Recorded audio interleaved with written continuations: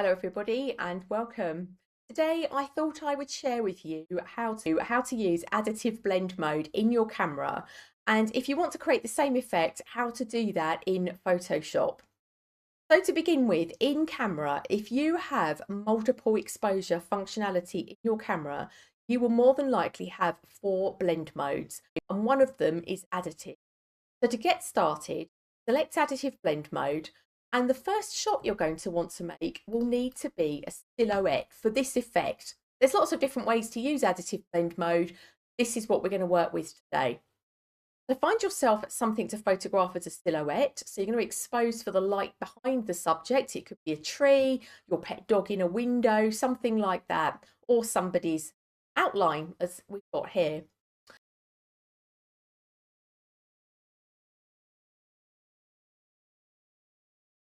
And you need to make sure that you have a really strong white background, because if you don't, let me just show you what happens.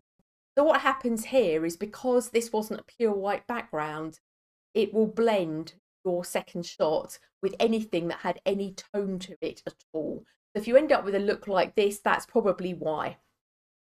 So get your first shot nice and pure black and white. When you take your second shot, your camera will stick that second subject to the silhouette of the first shot.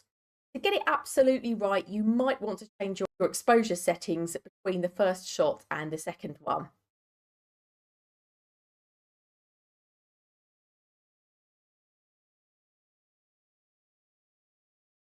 So if you want to play around with this and you don't mind it clipping not perfectly to your subject, this can be loads of fun out in the forest or the beach, any environment, street, where you can get a bit of a silhouette going with something, and then you don't mind that second subject just being softly added in the background as well. So there's plenty of fun to be had in camera.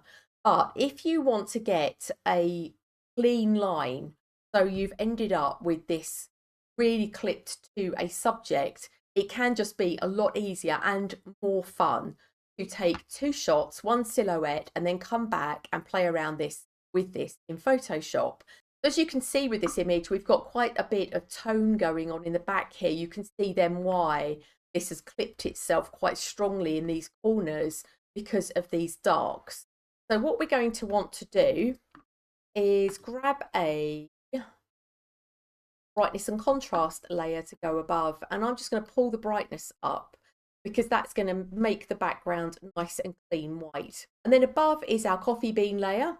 Now the blend mode that is most closely aligned with your additive blend mode in the camera in Photoshop is linear dodge add. So that works really well now. Or screen. Screen is your other big friend wanting to do this in Photoshop. And you can see above, I've got a hue and saturation layer, which I've clipped. So let me show you how to do that if you're not sure. Coming down to the bottom here, grabbing a hue and saturation layer. And then if you want to clip it, it's just a little icon here with a sort of downward arrow and a square on the property box. And that then just clips the layer to the one below, so it's only affecting the coffee bean layer. And then you might want to change the colour of your coffee beans, you might want to alter the saturation, and you can change the brightness and contrast, or you could even colorize it completely. So I hope that is an interesting way to use the additive blend mode in your camera if you were wondering what to do with it, because I certainly was for a while. I will see you next week when I'm going to show you how to create a very soft, subtle bloom lighting effect on a photograph. So I'll see you next week. Bye everyone.